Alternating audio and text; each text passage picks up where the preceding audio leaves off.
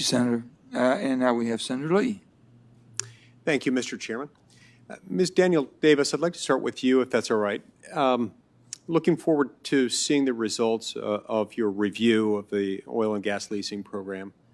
One of the things that I'm concerned about is I want to make sure that certain actions aren't undertaken that could end up inhibiting bidding to a degree that would essentially amount to a de facto ban. Would you agree that that sort of thing can happen? That if you increase burdens on the program sufficiently, you could end up with a de facto ban? For example, if developers don't have adequate time to develop under the terms, or if you add enough reviews to slow down the process even further, if you raise royalty rates above market, at some point you could see these factors combining enough to the point you'd have a de facto ban, couldn't you?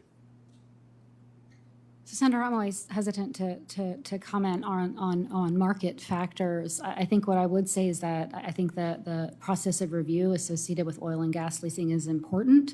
For the onshore program, you have a program where royalty rates haven't been raised in 100 years.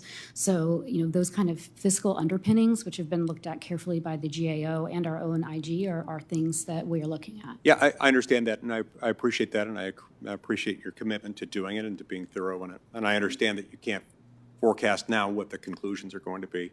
Just asking a more theoretical question. At some point, you could add to the regulatory obligations attending it to the point that you could end up really chilling activity or even thwarting it.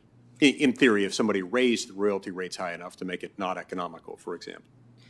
Yeah, I think, the main thing that I'm concerned about is that we are providing a fair return to taxpayers for the use of what's a shared public resource. So I think if we're fair and balanced in our approach and what we're looking at and the conclusions we reach, I know that state royalty rates are significantly higher. So I think if we're careful and fair in our analysis and conclusions we draw, I expect that activity will continue.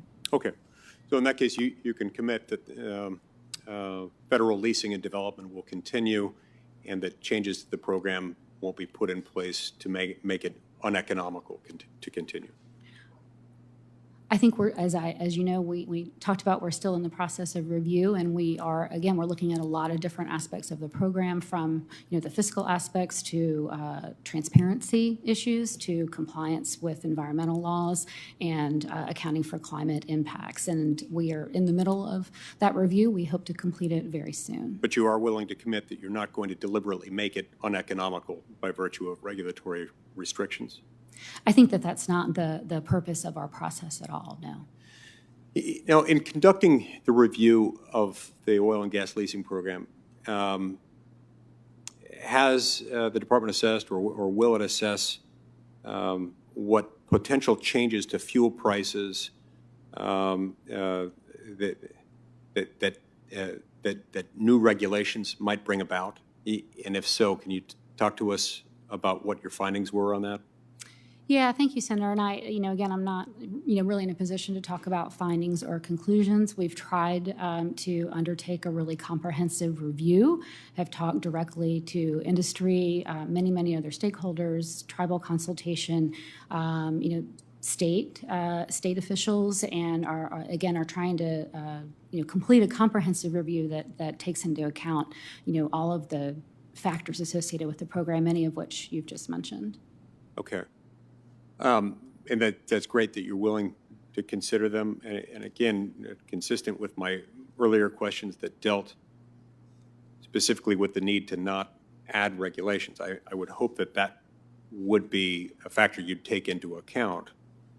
That if the cumulative burden of the regulatory obligations that are placed on there by the government, taking into account fluctuations in fuel prices, I hope those things could be taken into account, and that you'd be willing to share your findings on that when you do get to a conclusion. Senator, if we do undertake a regulatory process, that kind of analysis is going to be very, very important.